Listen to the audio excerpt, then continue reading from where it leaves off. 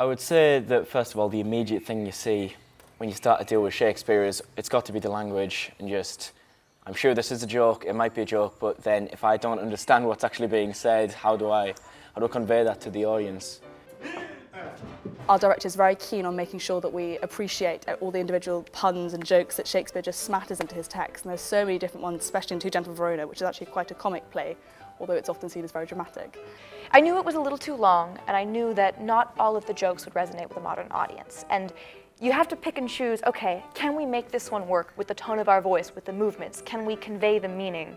You know, there are a lot of jokes about swarthy Ethiops. We cut those. There were a lot of Jew jokes that just weren't particularly funny or classy, so those went.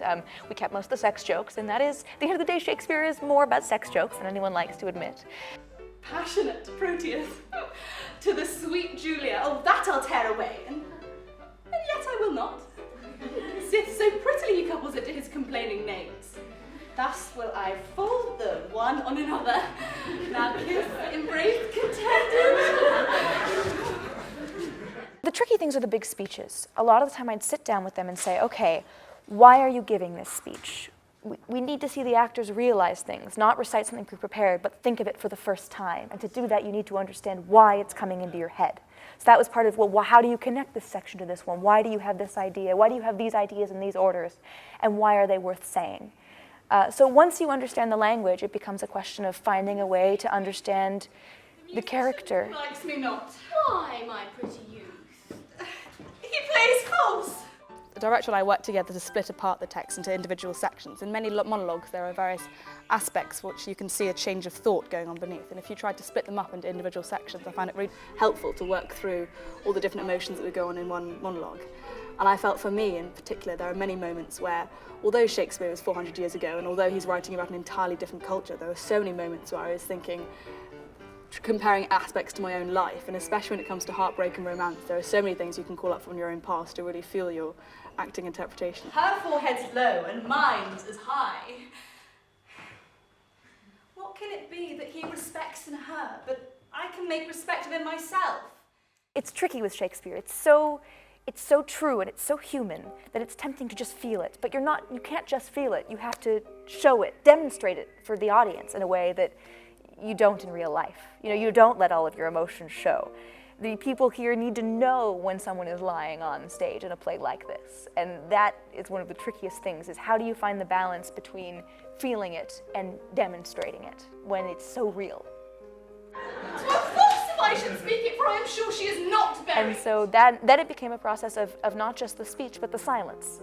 The looks and the thoughts and the reactions to other people, or things that they're going on for which they're only on the periphery.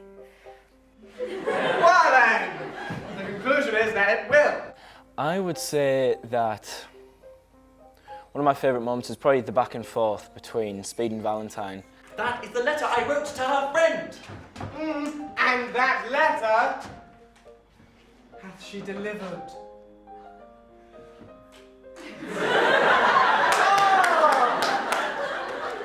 There an end. It will no worse. I remember the first rehearsal, I told the actor who played Speed, Valentine was going to swing him, and he ducks and then ends up lying on the ground. He did this wonderful sort of languid pose like a mermaid, and I laughed so hard. I thought, this is just right. And that was one of the moments you knew you had the right cast. Swinged me for my love, which makes me the bolder to chide you for yours. It's really worth sort of doing some sort of research into what we're actually saying for it to make sense and for us to sort of really feel like we can emote and put a lot of energy into it. So I feel like that can be a challenge, sort of just breaking that language barrier, but as soon as that's out of the way, I feel like the play can really come to life. Fear not, for he bears an honourable mind, would not use a woman lawlessly. We've spoken to other people who know a little about the history and just the context of what these words as they were originally spoken, and it's fascinating just to find out about it all. Here's information about the setting at the time. Here's information about how it was written. Here's information about what it means. Here's information about the setting you're choosing. Here's how these two ideas relate. Here's how it would have been perceived by Renaissance audiences. You know, you don't have to read 6 books, but get a couple good editions of the text so that if one of the notes doesn't make sense, you can just look at another one. Don't be afraid to ask questions. Find somebody you know who likes it and understands it. And also, make sure your cast knows it's okay to ask you questions, and don't be afraid to say, I have no idea, let's find out. Or, this isn't working for you? Okay, let's, you can't relate to thinking about it this way. Let's think it through another way and see what you can find that will make you happy, as well as, will adhere to my vision for the play, but will make you enjoy saying it and be able to get behind the text. So farewell.